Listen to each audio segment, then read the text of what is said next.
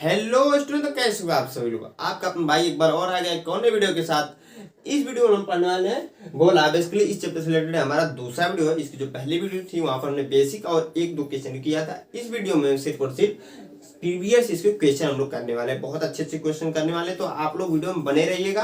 देखिए, यह जो हमने प्रश्न लिया 2008 में आ चुका हमारे पॉलिटेक्निक एग्जाम में। और एक चीज मैं और कहना चाहूंगा, मेरे भाई लोग बहुत सारे मेरे भाई क्या करते हैं, वीडियो को प्ले करके तुरंत चले जाते हैं, क्योंकि वह देखते हैं भाई सब्सक्राइबर कम है तो अच्छा नहीं बता रहा होगा। तो मैं उनसे एक ही चीज का अनुरोध करता हूँ, मेरे भाई एटलीस्ट वीडियो को 10 मिनट वॉच कीजिए। नहीं समझ में आ रहा है चले जाइए। आप कहेंगे कि 10 मिनट मेरा बर्बाद हो जाएगा, तो मैं हमेशा बोलता हूँ कि 10 मिनट तो आप शॉर्ट्स या अन्य चीजों में बर्बाद कर देते हैं, लेकिन अपने लाइफ को अगर अच्छा करना है, अच्छा गवर्नमेंट को ले जाना है, तो 10 मिनट दे सकते हैं। देखिए यहाँ पर जो पहला हमने क्वेश्चन लिया है, कह रहा है कि एक घन तथा उसी के अंदर बने एक गोले के आयतन, एक घन है तथा उसी के अंदर बने एक गोले का आयतनों का अनुपात क्या होगा यदि गोले घन की सभी भुजाओं को छूता है। जो गोला है वो घन की सभी भुजाओं को छूता है। यह क्वेश्चन में दिया है। एक चीज और मैं कहना चाहूंगा, जो इसकी जो पहली वीडियो नहीं देखी वो वीडियो जाकर जरूर देख लीजिए, क्योंकि वह वीडियो देखेंगे तभी जाकर ये क्वेश्चन आसानी से समझ में आपको आएंगे। देखिए घन कैसा होता है, आप लोग को बहुत सारे भाई लोग को पता है, बहुत को नहीं पता, तो मैं बना कर दिखा देता हूँ। घन कुछ आपका ऐसा ही बनता है। ध्यान देखिए, मैं छोटा सा बना लेता हूँ यहाँ पर। आपका यह आपका होता है घन, यह आपका होता है घन। देखिए घन होता है। इसमें देखिए 6 फलक होते हैं, यह मैंने बताया भी था। यहाँ पर एक फलक है, यहाँ पर देखिए इसके तरफ भी एक फलक है, सामने भी एक फलक है, यहाँ पर एक फलक। कितने हो गए? इधर से एक 2, एक सामने 3 4, और एक नीचे होगा 5, और एक पीछे होगा 6 फलक हो गए। तो देखिए इसमें 6 फलक का यह आपका घन है। अब इसमें कह रहा है एक गोला हमने डाल दिया। एक गोला मान लीजिए गेंद, मैंने हमेशा बोल रहा हूँ गेंद ही मान लीजिए गेंद हमने इसमें डाला, और गेंद की साइज इतनी है ना मेरे भाई, इतनी है कि यह जो घन है इसकी सभी भुजाओं पर क्या करता है? टच करता है। क्या करता है? सभी भुजाओं पर टच करता है। तो आप ये बताइए, कोई घन है, मान लीजिए कोई आपका बॉक्स है, या समझिए कोई बॉक्स है, उसमें आप लोग गेंद को डाले, अगर सही भुजाओं पर वो गेंद टच कर रही है, तो जो उसमें भुजा की लंबाई होगी, उस गेंद की व्यास की भी तो लंबाई होगी। यानी कि अगर मैं गेंद बनाऊं, ऐसे मान लीजिए मैंने गेंद बना दिया एक नन्हा सा छोटा सा, इसको अच्छे से मैं बना ले रहा हूं। एक नन्हा सा छोटा सा मैंने यहाँ पर मेरे दोस्त मैंने गेंद बना दिया। तो देखिए मेरे ध्यान से मेरे भाई लोग, अब ये गेंद जो है इसमें अगर हम लोग डालें या सभी भुजाओं में टच कर रही है गेंद इस घन के, तो यहाँ से यहाँ तक का जो डिस्टेंस होगा वो बराबर नहीं होगा। इस यहाँ से यहाँ तक के डिस्टेंस की बराबर होगा। कौन सी बात है, तो हम कह सकते हैं कि हम यहाँ से आराम से अब सोल्व कर देंगे इसको। हमने मान लिया, माना घन की भुजा की लंबाई, लंबाई क्या है भाई लोग? यक्स है। हमने यह मान लिया भुजा, घन की जो भुजा है उसकी लंबाई क्या है? यक्स है। अब देखिए जो यह गेंद होगा, अतः गेंद का व्यास हो जाएगा यक्स आपका।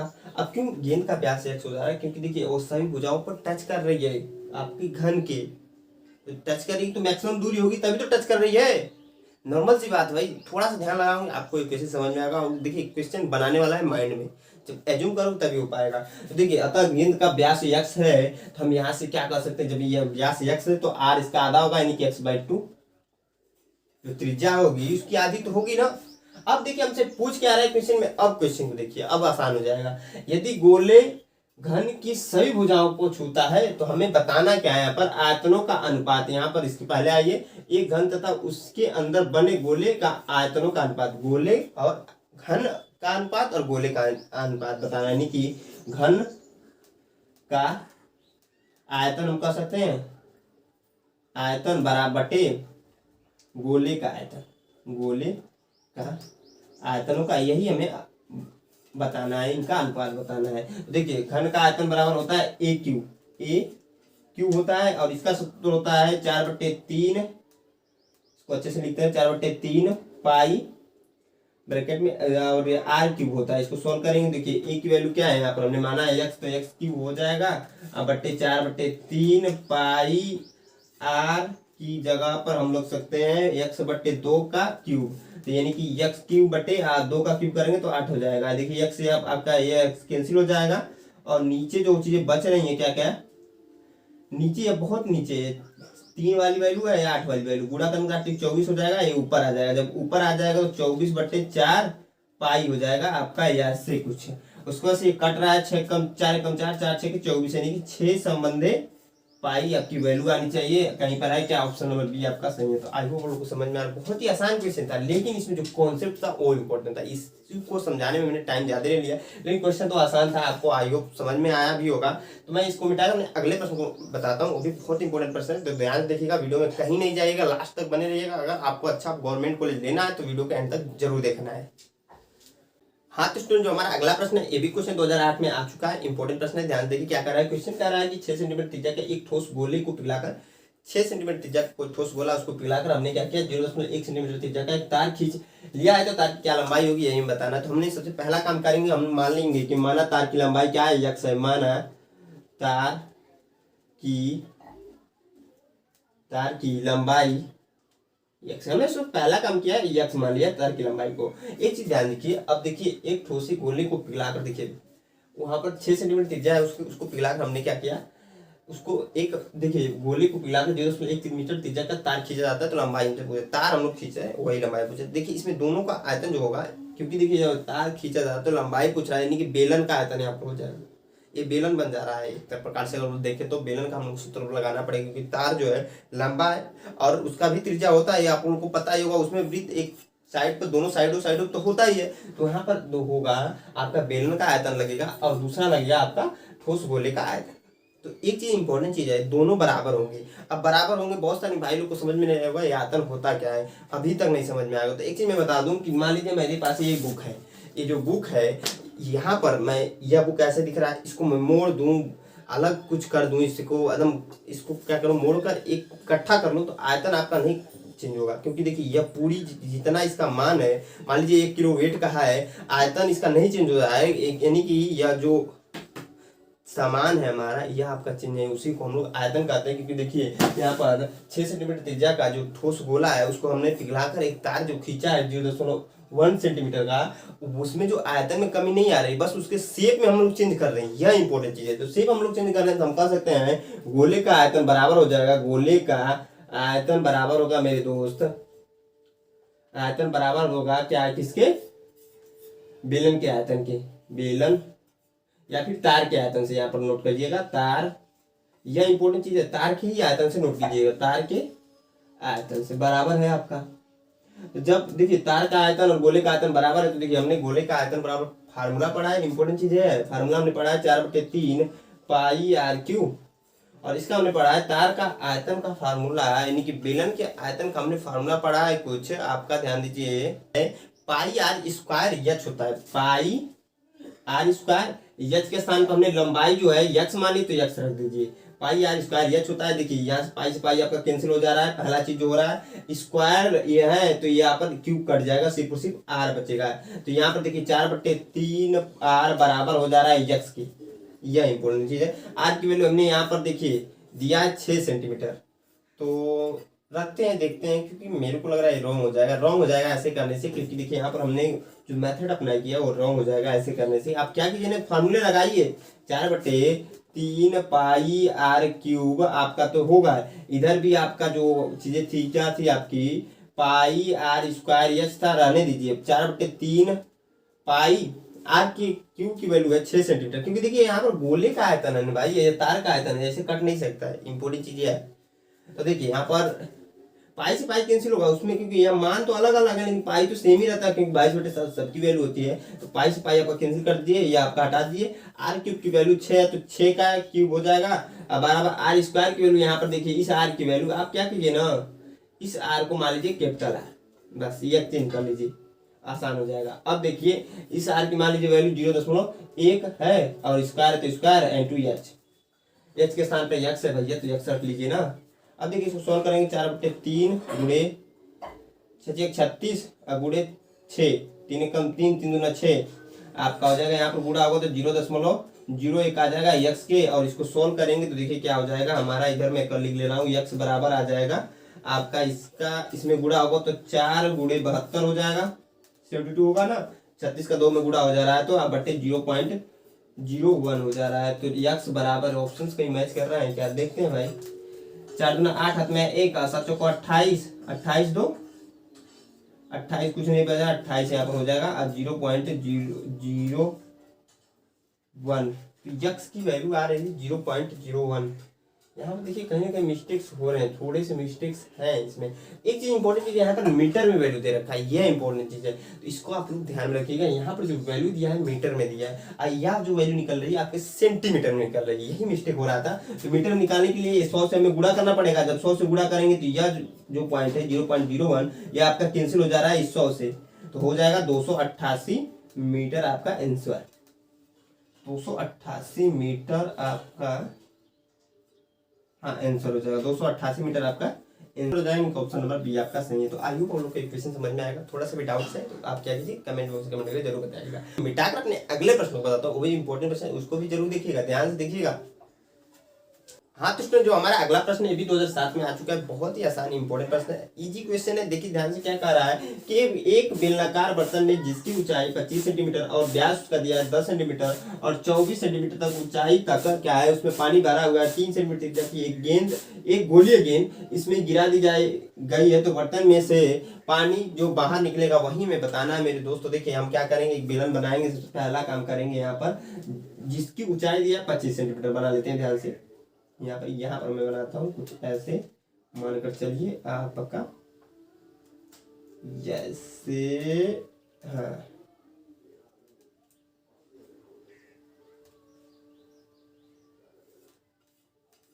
यह आपका मान लीजिए बेलन है। यहां से यहां तक की ऊंचाई जो दिया है आपका 25 सेंटीमीटर दिया है।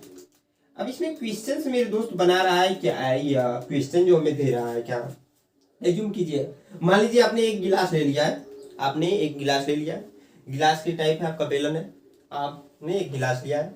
अब इसमें क्या है 24 सेंटीमीटर तक पानी भरा है, मान लीजिए यहाँ तक पानी भरा हुआ है आपका, यहाँ तक पानी भरा हुआ है आपका, यहाँ तक जब मेरे दोस्त पानी भरा हुआ है, यहाँ से यहाँ तक जो पानी का लेंथ है वो 24 सेंटीमीटर ऑलरेडी है।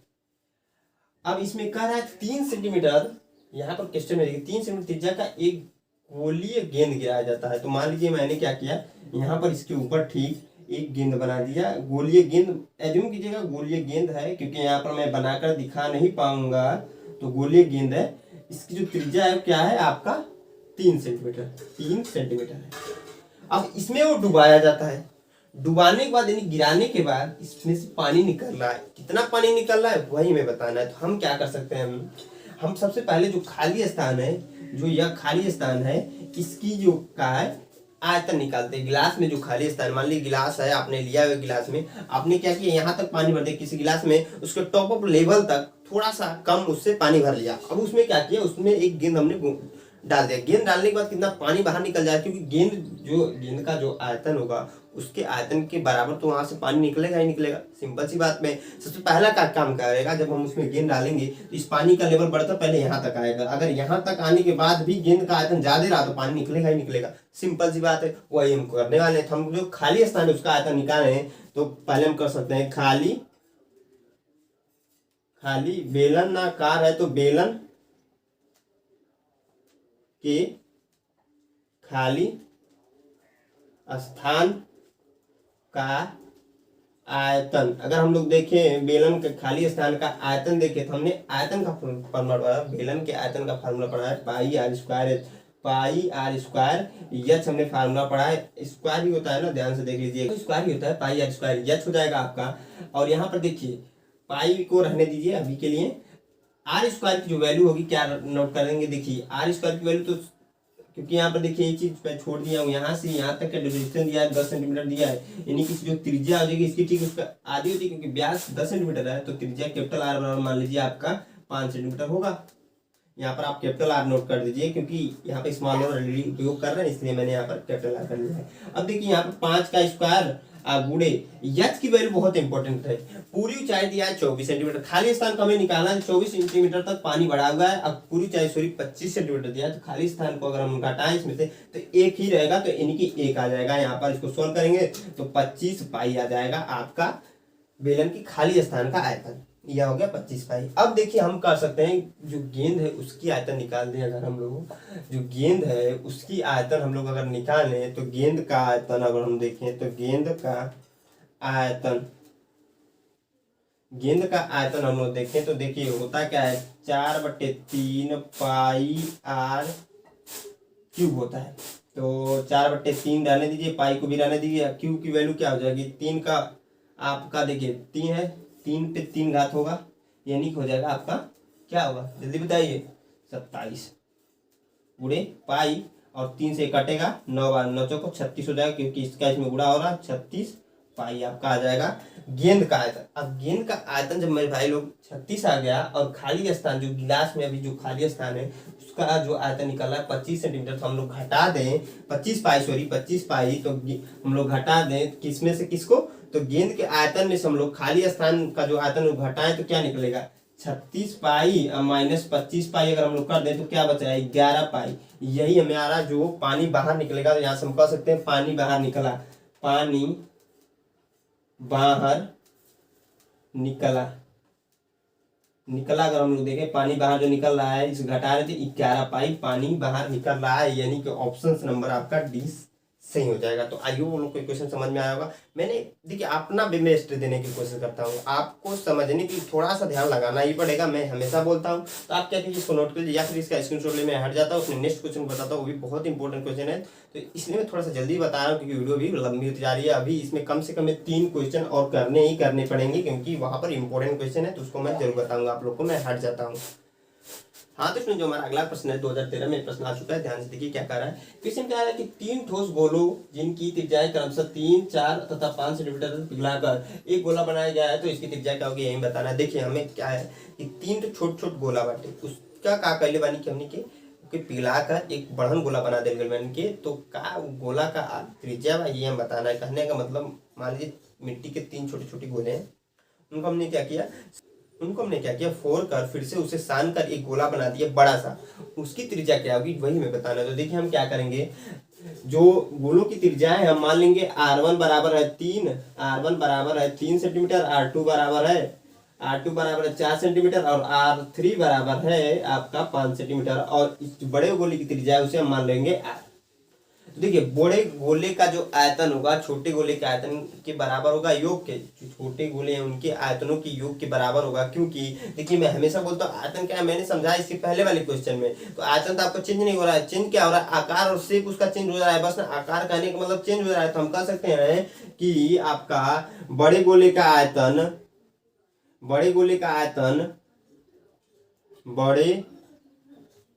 अच्छे से लिखते हैं, बड़े गोले का आयतन मेरे दोस्त जो होगा वो बराबर हो जाएगा किसके, वो बराबर हो जाएगा छोटे गोले के आयतन के, छोटे गोलों के आयतन के बराबर हो जाएगा, गोलों के आयतन के बराबर होगा मेरे दोस्त। तो आयतन के बराबर होगा तो बड़े गोले का आयतन का हमने फॉर्मूला पढ़ा है कि 4/3 पाई आर क्यूब होता है, और छोटे गोले का आयतन कहने का मतलब जो तीनों गोले हैं उनका आयतन तीनों को जोड़ना पड़ेगा, तो हम कह सकते हैं 4/3 पाई R1 क्यूब प्लस 4/3 पाई R2 क्यूब, R2 रहेगा क्यूब प्लस 4/3 पाई R3 क्यूब। तो देखिए यहाँ पर क्या होगा 4/3 पाई हम लोग कामन ले रहे हैं, कामन जब ले लेंगे तो R1 cube plus R2 cube plus R3 cube. अब देखिए यहाँ पर क्या हो जाएगा, यहाँ पर भी है 4 कैपिटल रहेगा आपका, कैपिटल R क्यूब रहेगा यहाँ पर। देखिए यहाँ पर होगा क्या 4/3 पाई R क्यूब, ये पाई से पाई कैंसिल हो जाएगा, 4/3 से 4/3 कैंसिल हो जाएगा, ये आपको पता ही होगा। तो R क्यूब बराबर हो जाएगा R1 क्यूब की वैल्यू रखेंगे तो 3 रखेंगे, देखिए 3 रखेंगे, 3 कवर करेंगे तो 9, 3 पे क्यूब है तो 27 होगा, 27 प्लस डायरेक्टली में करा 4 पे, तो 4 पे क्या क्यूब करेंगे तो 4 का अगर हम लोग क्यूब करें तो 4 का देखिए मतलब 3 बार गुणा, भैया यही होगा ना, तो 64 हो जाएगा। और इसका 5 का करेंगे तो वैसे 125 होगा, 64 होगा, यहाँ पर 65 मैंने नोट कर दिया, 64 100 इसका 25 होता है। अब देखिए इसको जोड़ लेते हैं, जोड़ेंगे देखिए क्या हो जाएगा 5 4 9 और 9 7 कितना होगा 9 7 16, हाथ में है 1 और 1 2 3 और 3 6 9 और 9 और 9 2 11 हाथ में है 1 और 1 और 1 2 216 आ जाएगा आर क्यूब की वैल्यू। यानी कि आर क्यूब की अगर हम लोग वैल्यू निकाले तो यहाँ देखिए आर की अगर हम लोग वैल्यू निकाले जाए तो यहाँ पर कड़ी में आ जाएगा, कड़ी में नहीं होगा, 216 यहाँ पर 3 रहेगा। यानी कि हमें 3 का पेयर बनाकर चीज़ों को निकालना पड़ेगा। तो देखिए क्या आ जाएगा 216 का अगर हम लोग सोल्व करें तो देखिए 2 से काटेंगे तो देखिए 1 और आपका 0 8, 2 से काटेंगे 5 और 4, फिर 2 से काटेंगे तो 2 और 7, फिर 3 से काटेंगे तो 3, फिर 3 से काटेंगे तो 3 9 हो जाएगा यहाँ पर, फिर 3 आ जाएगा, फिर 3 से काटेंगे तो 1 आ जाएगा। ये 3 का पेयर हमने कहा तो आर बराबर हो जाएगा 3 गुणे 2 यानी कि 6 आपका सेंटीमीटर आ जाएगा। आंसर आर बराबर आ जाएगा आपका, आर बराबर 6 सेंटीमीटर ऑप्शन हो जाएगा आपका। ऑप्शन नंबर आपका सी वाला सही है। तो आइए कोई क्वेश्चन समझ में आएगा। थोड़ा सा कॉन्सेप्चुअल क्वेश्चन था, थोड़ा टाइम भी लगा, लेकिन आप लोग को मेरे को इतना विश्वास समझ में जरूर आया होगा। मैंने अपने 100% देने की कोशिश जरूर कीजिए। आप क्या कीजिए, थोड़े से ध्यान लगा कर देखेंगे, चीज़ें समझ में जरूर आएंगी। मैं इसको मिटाकर अपने अगले प्रश्न बताता हूँ, वो भी बहुत ही इंपॉर्टेंट प्रश्न, तो उसको भी आप लोग ध्यान से देखिएगा। हाँ तो जो हमारा अगला और इस वीडियो का लास्ट प्रश्न है, साथ में इस चैप्टर का लास्ट प्रश्न क्या है, क्या ध्यान दीजिए। कह रहा है कि एक गोले का आयतन एक बेलन, कह रहा है इंपॉर्टेंट क्या है, एक गोले का आयतन एक बेलन के आयतन से 3 गुना है। यहाँ से पहले हमने क्या किया, एक गोले का आयतन एक बेलन के आयतन से 3 गुना है। क्वेश्चन पढ़ा तो गोले की त्रिज्या का बेलन के अर्धव्यास का अनुपात क्या होगा, गोले के त्रिज्या का और बेलन के अर्धव्यास का अनुपात क्या होगा, यही हमें बताना है मेरे दोस्त।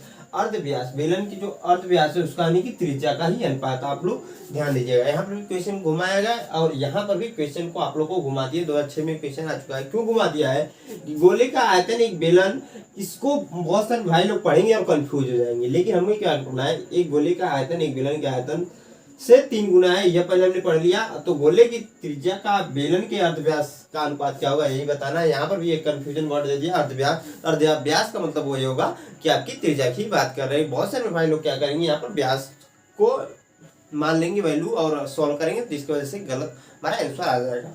उसमें आज क्वेश्चन में दिया है जिसकी ऊंचाई उसकी अनुप्रस्थ काट के व्यास के बराबर है। जो गोले की जो अनुप्रस्थ काट का क्षेत्रफल है उसकी ऊंचाई जो है, जो बेलन की ऊंचाई है उसके बराबर है। यानी कि बेलन की ऊंचाई हमने मान लिया h है, तो जो बेलन का व्यास है आपका d है, तो इसके बराबर होगा।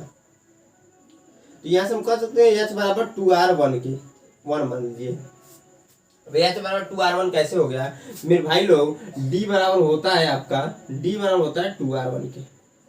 ये आप लोग को पता है। डी, आप व्यास को हम लोग इंग्लिश में डी से डिनोट करते हैं, r1 मतलब त्रिज्या होती है। अब देखिए हमें पता है, अगर हम लोग गोले का आयतन देखें, गोले के सबसे पहले बेलन का आयतन देखते हैं। तो बेलन का आयतन मेरे दोस्त, आयतन बराबर होता है पाई आर स्क्वायर, r1 स्क्वायर, यहाँ पर यच कर देंगे हम लोग। तो देखिए पाई r1 स्क्वायर गुणे यच के स्थान पर हम लोग क्या लिख सकते हैं, यच के स्थान पर 2r1 लिख सकते हैं मेरे भाई लोग, 2r1। यहाँ पर देखिए क्या हो जाएगा, अब इसका इसमें गुणा करेंगे 2 पाई r1 क्यूब हो जाएगा आपका गोले का आयतन। उसके बाद बेलन का आयतन हम लोग, सॉरी बेलन का आयतन हो गया, गोले का आयतन हम लोग देखेंगे। गोले का अगर आयतन हम लोग देखें तो गोले का आयतन का हमने फॉर्मूला पढ़ा है मेरे दोस्त, आयतन इसको अच्छे से नोट करते हैं।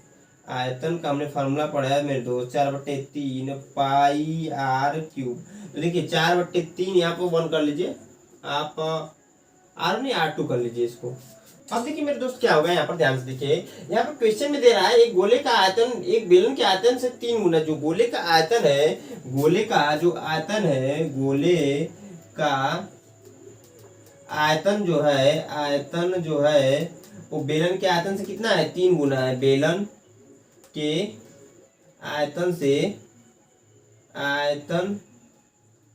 3 गुना है, तो यानी कि यहाँ से 3 से गुणा हम लोग कर देंगे। यहाँ पर देखिए बेलन का गोले का आयतन है 4/3 पाई r क्यूब, r2 क्यूब बराबर 3 गुणे 2 पाई तो पाई r1 क्यूब। तो इसी को सोल्व करेंगे हम लोग मेरे दोस्त। तो देखिए सोल्व करेंगे, 2 1 कम 2 और 2 2 4, 1 कट जाएगा 2 बार में, पाई से पाई आपका कैंसिल हो जा रहा है, तो बच क्या रहा है, r2 क्यूब कर सकते हैं, r2 क्यूब। और यहाँ पे एक चीज ध्यान दीजिए, दिया क्या हमें, ज्ञात क्या करना है, गोले की त्रिज्या का बेलन के अर्धव्यास का अनुपात। तो गोले का आयतन हमने ऊपर कर लिया, ठीक है, और बेलन का ये आयतन इधर आपका आ जाएगा r1 क्यूब, यहाँ से हमने लिया है। उसके बाद देखिए यह 3 × 3 हो जाएगा, और उसके बाद से 3 × 3 बट्टे, या नीचे आ जाएगा। इसको सोल्व करेंगे, देखिए गुणा हो जाएगा तो 9 हो जाएगा, 9/2। और यहाँ पर देखिए R2 पे क्यूब है, R1 पे क्यूब है, यानी कि यहाँ से हो जाएगा R2/R1 बराबर हो जाएगा कड़ी में, यहाँ पर 3 आगे रहेगा बट्टे 9, कड़ी में 9 सॉरी बट्टे, यहाँ पर भी 3 आगे रहेगा 2, यानी कि 9 संबंधे 3 यहाँ पर रहेगा, यहाँ पर भी कड़ी में 3 आगे रहेगा, 9 संबंधी 2। ऑप्शन नंबर डी हो जा रहा है। देखिए क्यों हो रहा है ऐसा, क्योंकि R2 जो है हमने R2 को गोले की त्रिज्या मानी है और R1 को बेलन का आयतन माना, नहीं बेलन की त्रिज्या मानी है सॉरी। तो यह जो होगा हमारा लास्ट प्रश्न है इस वीडियो का, बहुत ही इंपॉर्टेंट प्रश्न था, एक कॉन्सेप्ट वाला क्वेश्चन था, इसलिए मैंने इस क्वेश्चन को कराया। तो मैं हट जाता हूँ, इस क्वेश्चन को आपकी क्या कीजिए नोट कर लीजिए, या फिर इस क्वेश्चन छोड़ लीजिए, मैं हट जाता हूँ। हाँ तो स्टूडेंट हमारे वीडियो का पालन करने के साथ में ही इस चैप्टर भी एंड हो जाता है हमारा। नेक्स्ट वीडियो हम लोग एक न्यू चैप्टर को स्टार्ट करने वाले, तो वीडियो आप लोग जरूर देखिए। साथ में ये वीडियो अच्छी लग रही तो एक लाइक जरूर कीजिएगा, दोस्तों के साथ ज्यादा शेयर कीजिए मेरे दोस्त, क्योंकि मैं आप लोग के लिए इतना कर रहा हूँ, तो आप हमारे लिए इतना जरूर कीजिए कि दोस्तों के साथ शेयर कर दीजिएगा। और हमारे चैनल पहली बार विजिट कर रहे हैं तो हमारे चैनल को सब्सक्राइब कर लीजिए, अगर आपको एक अच्छा गवर्नमेंट कॉलेज लेना है तो। जय हिंद दोस्तों।